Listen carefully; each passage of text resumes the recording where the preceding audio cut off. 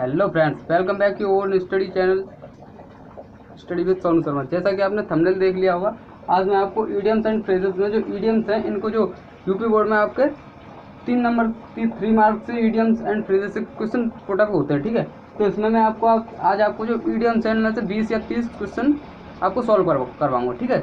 देखिए, इसमें से जो इंपॉर्टेंट ईडियम्स हैं उन्हें मैं आपकी स्क्रीन पर यहाँ पर इधर आते जाएंगे और इसका अर्थ या मीन्स भी आता जाएगा और मैं आपको समझाता भी चलूंगा। देखिए, पहला चलिए मैं लिखता भी हूँ। देखिए, पहला है आपका अ बेड ऑफ रोजेस। देखिए, पहला है आपका a bed of roses. A bed of roses, ठीक है। अ बेड ऑफ रोजेस क्या होता है?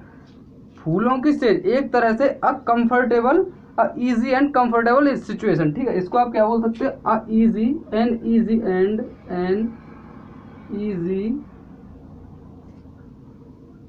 easy and comfortable सिचुएशन, ठीक है। And easy and comfortable situation यही होती है आपकी अ बेड ऑफ रोजेस। इसको आप हिंदी में बोल सकते हैं फूलों की सेज, फूलों की सेज, ठीक है। अब आपको इसका एग्जाम्पल देना है, ठीक है। आपको इसका आपको ये जो अ बेड ऑफ रोजेस जो आपको ये इडियम्स दिया गया है ना, इसको आपको अपने उन सेंटेंसेस में इस प्रकार से यूज करना है इसे कि जो आपका सेंटेंस है उसका यूज से इसका जो मीन्स है, इसका अर्थ है, वो आपको क्लियर हो जाए, ठीक है। तो यही होता है ईडियम्स में, आपको इसी प्रकार से यूज करना है, ठीक है। तो एक सेंटेंस में अ बेड ऑफ रोजेस को इस प्रकार डालिए कि इसका जो मीन्स है या अर्थ है इसका वो क्लियर हो जाए। तो आपको क्या करना है, इसको आप इस प्रकार से लिख सकते हो, the life is not a bed of roses, ठीक है। या फिर आप इसे लिख सकते हो, life is not a bed of roses, ठीक। इस प्रकार से आप इसे अपने सेंटेंस में डाल सकते हो, इसी से इसका जो अर्थ है वो क्लियर होगा, ठीक है। अब देखिए, life is not a bed of roses, जिंदगी जो जीवन है वो फूलों की सेज नहीं है। ये तो सभी को पता है कि जीवन में काफी संघर्ष होता है, ठीक है। स्ट्रगल आपको झेलना पड़ता है, तभी उसे ही हम लाइफ कहते हैं। स्ट्रगल इज लाइफ, ये आपका ये भी अपने आप में एक कहावत है, स्ट्रगल इज लाइफ, ठीक है। वहीं से ये सेंटेंस लिया गया, life is not a bed of roses, जिंदगी फूलों की सेज नहीं है, ठीक है। तो अ बेड ऑफ रोजेस, इसको आपके सेंटेंस जो एग्जाम में पूछा जाएगा ना, बोर्ड एग्जाम 12th का जो यूपी बोर्ड में होता है, उसमें अ बेड ऑफ रोजेस ये इतना आपको दे दिया जाएगा, ठीक है। अब आप इसे लिख सकते हो an easy and comfortable situation, ठीक है। पहले आप लिखोगे अ बेड ऑफ रोजेस की जस्ट फ्रंट पर an easy and comfortable situation, ठीक है। उसका फिर आप अर्थ लिखते हो फूलों की सेज, फिर इसका एग्जाम्पल आप डालोगे। क्या एग्जाम्पल में फिर आपको ये लिखना है, एग्जाम्पल में आपको ये लिखना है, life is not a bed of roses. इस प्रकार से आपका एक नंबर आसानी से क्लियर हो जाएगा, ठीक है। अब देखिए, दूसरा सेंटेंस मैं आपके सामने यहाँ पे लिखता हूँ। देखिए, आशा करता हूँ ये आपको समझ में आ गया हो कि आपको जो पेपर में किस प्रकार से पुटअप करना है, ठीक है। देखिए, दूसरा सेंटेंस, दूसरा आपका जो ईडियम है वो इस प्रकार से है, अ वर्ड्स आई व्यू, ठीक है। अ words I view, words I view, ये क्या होता है? इसे आप हिंदी में बोलते हो सरसरी नजर, सरसरी नजर बोलते हो, या a general survey, a GENERALSURVEY, ठीक है। अ जनरल सर्वे, या फिर हिंदी में आप बोलते हो उसे सरसरी नजर, ठीक है।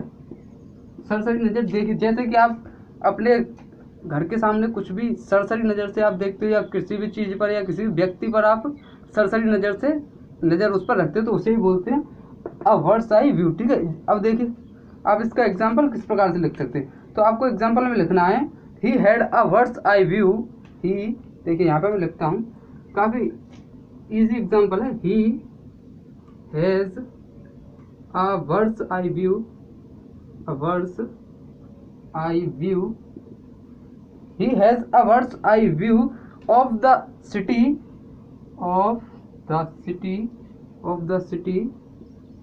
from the aeroplanes, या कोई भी आप लिख सकते हो, from the aeroplanes, ठीक। इस प्रकार से आप इसका एग्जाम्पल भी लिख सकते हो। देखिए, इसे मैं आपको बताता हूँ, he has a bird's eye view, उसकी सरसरी नजर है, ऑफ द सिटी माने शहर में, फ्रॉम द एरोप्लेन यानी हवाई जहाजों पर, शहर के हवाई जहाजों पर उसकी सरसरी नज़र है। इस प्रकार से आप इसका एग्जाम्पल दे सकते हो। ठीक है, आशा करता हूँ ये आपको अच्छे से समझ में आया होगा। ठीक है, देखिए तीसरा जो आपका ईडीएम है उसे मैं आपके सामने रखता हूँ। ठीक है, देखिए तीसरा जो है ईडीएम वो ये रहा आपके सामने। तीसरा है अ बॉसम फ्रेंड। देखिए काफ़ी इंपॉर्टेंट है तीसरा, अ बॉसम फ्रेंड। अ बॉसम फ्रेंड, अ बॉसम फ्रेंड, इसको आप हिंदी में क्या बोले हो? घनिष्ठ मित्र। क्या? घनिष्ठ मित्र, घनिष्ठ मित्र। या फिर आप इसे क्या बोल सकते हो? इंटीमेट फ्रेंड, इंटीमेट फ्रेंड बोल सकते हो। ठीक है,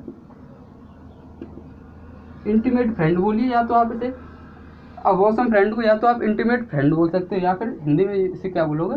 घनिष्ठ मित्र। ठीक है, अब देखिए घनिष्ठ मित्र क्या होता है, इसका आपको एग्जांपल इस प्रकार से देना है कि अवॉसम फ्रेंड आपका क्लियर हो जाए कि इस सेंटेंस में इस मुहावरे का यूज किया गया है। देखिए आपके एग्जाम्पल में जो पेपर में आएगा वो केवल इतना लिखा रहेगा अवॉसम फ्रेंड, आपको उसके जस्ट सामने लिखना है इसका मीन्स इंटीमेटेड फ्रेंड भी होता है और घनिष्ठ मित्र इसे हिंदी में बोलते हैं। ठीक है, फिर आपको इसके नीचे लिखना होगा इसका एग्जाम्पल। ठीक है, एग्जाम्पल में आप लिखेंगे, कोई भी आप लिख सकते हैं, जो आपका घनिष्ठ मित्र हो उसका नाम लिख के आप बता सकते हो कि आप लिख सकते हो सुरेश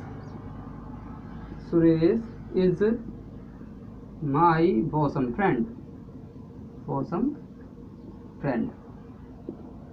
ठीक, इस प्रकार से आप इसका एग्जाम्पल काफी इजी वर्ड्स में लिख सकते हो। ठीक है, Suresh is my bosom friend, Suresh जो है मेरा घनिष्ठ मित्र है। इस प्रकार से आप अबॉसम फ्रेंड को क्लियर आसानी से कर सकते हो। ठीक है, आसानी से इसे आप याद भी रख सकते हो। ठीक है, अबॉसम फ्रेंड क्या होता है? घनिष्ठ मित्र या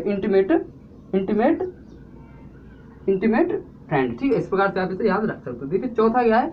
चौथा आपके सामने जो दे रखा है वो ये है ऑल इन ऑल, या फिर a hard nut to crack. ठीक है, देखिए चौथा आप ये डाल लीजिए, सीक्वेंस से चल रहा है। चौथा है आपके सामने, चौथा a hard nut to crack, a hard nut to crack. ठीक है, देख a hard nut to crack क्या होता है? कठिन कार्य होता है। इसे आप हिंदी में बोलोगे कठिन कार्य। ठीक है, कठिन कार्य, या फिर आप इसे इंग्लिश में बोलोगे तो difficult work to do.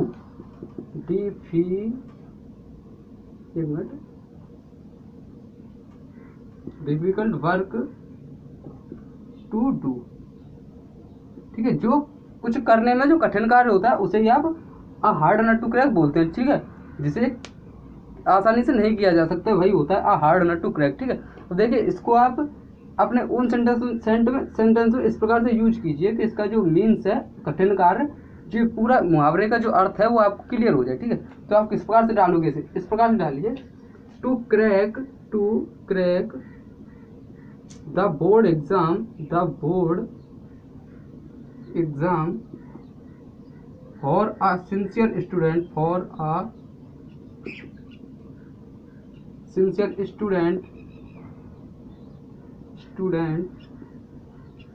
is not a hard nut to crack.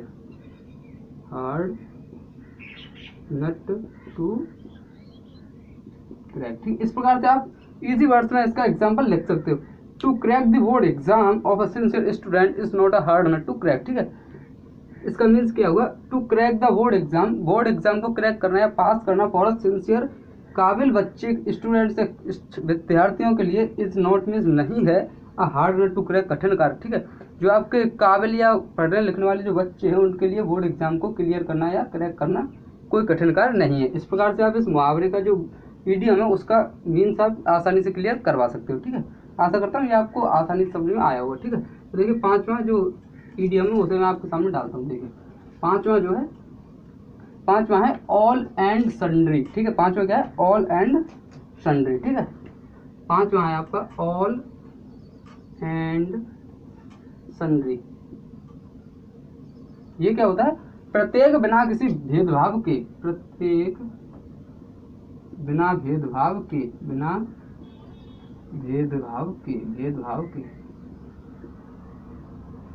ठीक है, प्रत्येक, जब देखिए जैसे कि आपके घर में या कोई आपकी फैमिली में कोई फंक्शन हो तो आप जो है प्रत्येक कॉलोनी वाले को या प्रत्येक विलेजर्स को, आपका जो गांव है उसके प्रत्येक को समान रूप से इनवाइट करें, तो वहीं पर ये जो है ईडीएम यूज होता है ऑल एंड सन्ड्री, प्रत्येक बिना किसी भेदभाव के। ठीक है, इसका एग्जाम्पल आप इस प्रकार से दे सकते हैं। देखिए, my father invited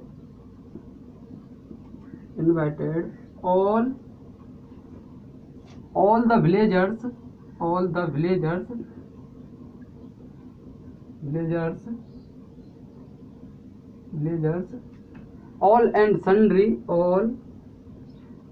and sundry in my birthday party। ठीक है, इस प्रकार से आप इसे अपने सेंटेंस में यूज भी कर लिया। और देखिए, इसका जो मीन्स है वो भी आसानी से क्लियर हो गया।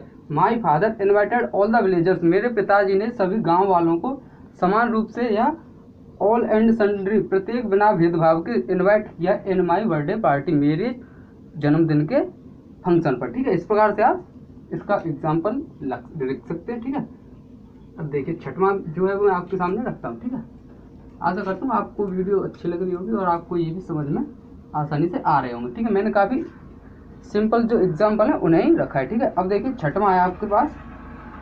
छठवां जो वीडियो में वो है ऑल इन ऑल। ठीक है, छठवां क्या है? All in all.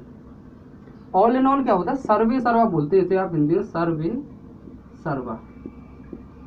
सर्वा। तो देखिए सर्वे सर्वा क्या होता है? जब आपकी फैमिली में जो कोई मास्टर होता है, मास्टर ऑफ अ फैमिली, वही होता है सर्वे सर्वा, ऑल इन ऑल। जैसे कि आपकी फैमिली में आपके घर में कोई सर्वे सर्वा होगा या आपके पिताजी हो या कोई हो, ठीक है, वही होता है ऑल इन ऑल, सर्वे सर्वा। ठीक है, देखिए सर्वे सर्वा ऑल इन ऑल, तो इसे आप क्या बोल सकते हैं इंग्लिश में? और बोल सकते हैं कंप्लीट मास्टर। ठीक है, इसको ऑल इन ऑल को आप इंग्लिश में कंप्लीट मास्टर भी बोल सकते हैं,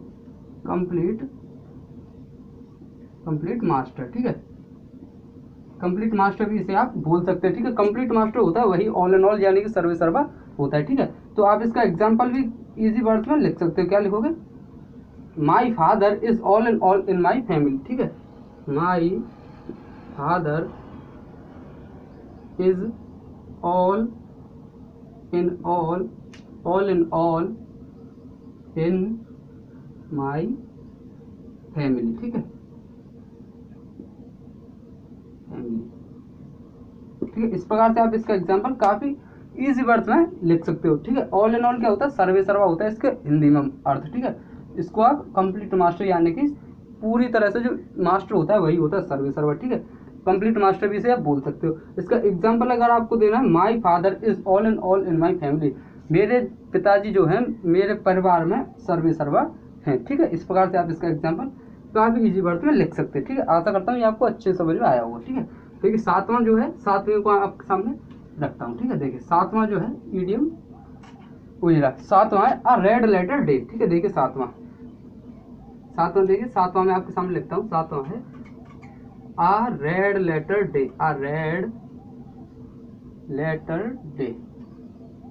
देखिए ये क्या होता है? अ रेड लेटर डे, इसे आप क्या बोलते हैं? स्वर्णिम दिन, यानी कि आपकी जो कोई भी स्वर्णिम दिन जो होता है आपके जो देश में हो या कोई कंट्री में हो या स्टेट में हो, वही होता है अ रेड लेटर डे। ठीक है, क्या बोलते हैं इसे? स्वर्णिम दिन या खुशी का दिन बोल सकते हैं। ठीक है, स्वर्णिम दिन।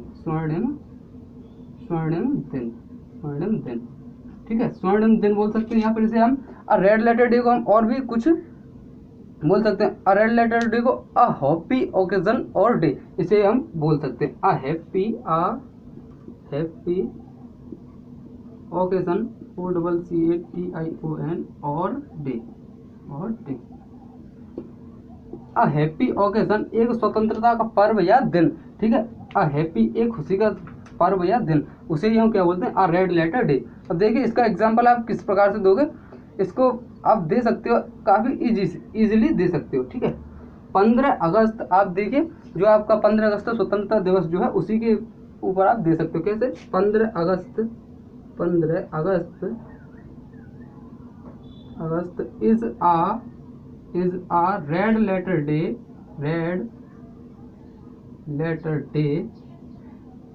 इन द हिस्ट्री ऑफ इंडिया।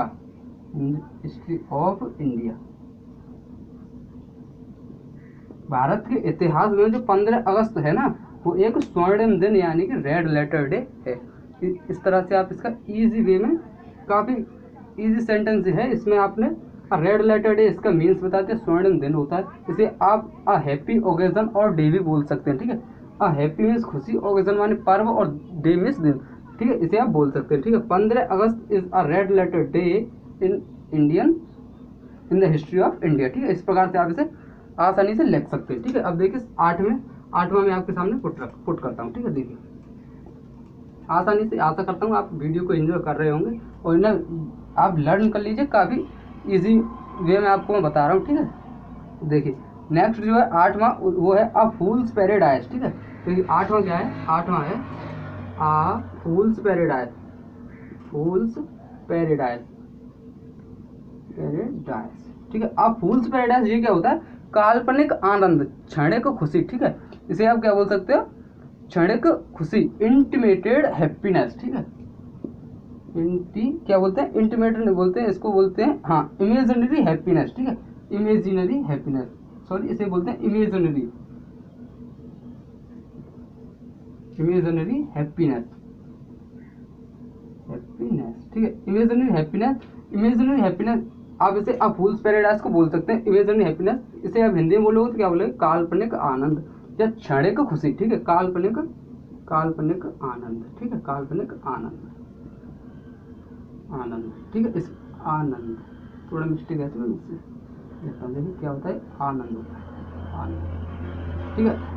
इसे आप क्या, अब फूल्स पैराडाइज, इमेजिनरी हैप्पीनेस या काल्पनिक आनंद। देखिए अब इसका आपको एग्जांपल इस प्रकार से यूज करना है कि जो अब फूल्स पैराडाइज जो आपका ईडियम है, इसका जो अर्थ है वो क्लियर हो जाए, ठीक है। एक एग्जांपल में इसको इस प्रकार से डालिए कि इसका जो अर्थ है वो काफी अच्छे तरीके से क्लियर हो जाए, ठीक है। अब फूल्स पैराडाइज इसको आप इस प्रकार से डालिए, वन हु या इसी से स्टार्ट करिए, one who goes on a fool's paradise, a fool's paradise gets no success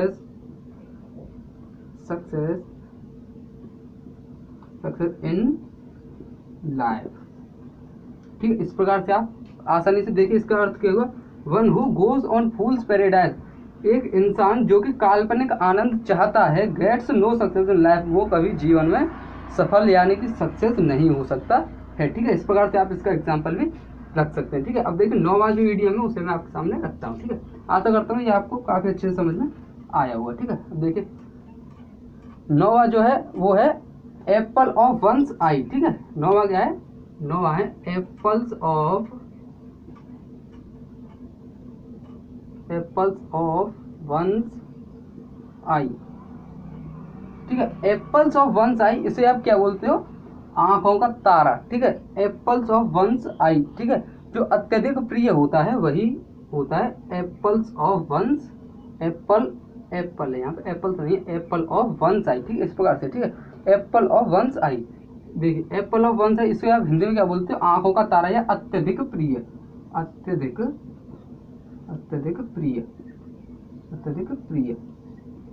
प्रिय इसे आप बोलते हो। और इसको आप इंग्लिश में और बोलना चाहो तो क्या बोल सकते हो? वेरी डियर, ठीक है। वेरी डियर को ही आप अत्यधिक प्रिय या फूल्स या एप्पल ऑफ वंस आई बोल सकते हो, ठीक है। अब देखिए इसका एग्जांपल आप इजी वे में दे सकते हो। आई एम, अपने ऊपर दीजिए, आई एम एप्पल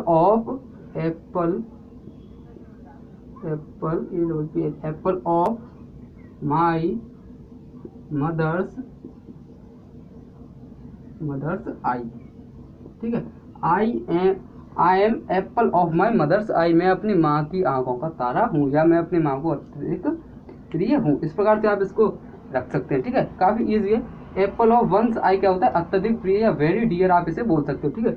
एग्जाम्पल जब आप इसका यूज करोगे तो I am Apple of mother's I, my mother's आई, इस प्रकार से आप इसे यूज कर सकते हो। देखिए 10वां जो है ईडियम, 10वें को मैं आपके सामने लिखता हूँ, ठीक है। 10वां है, 10वां देखिए 10वां क्या दे रखा है इसमें?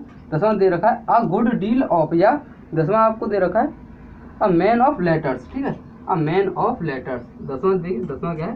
अ मैन ऑफ लेटर्स,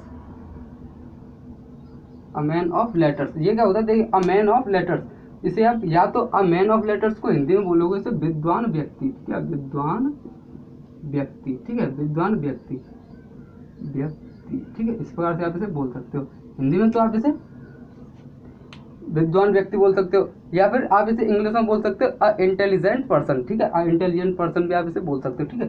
अब देखिए एग्जाम्पल इसका क्या यूज करोगे, एग्जाम्पल में आप लिखोगे माई ग्रैंडपा, माई ग्रैंडपा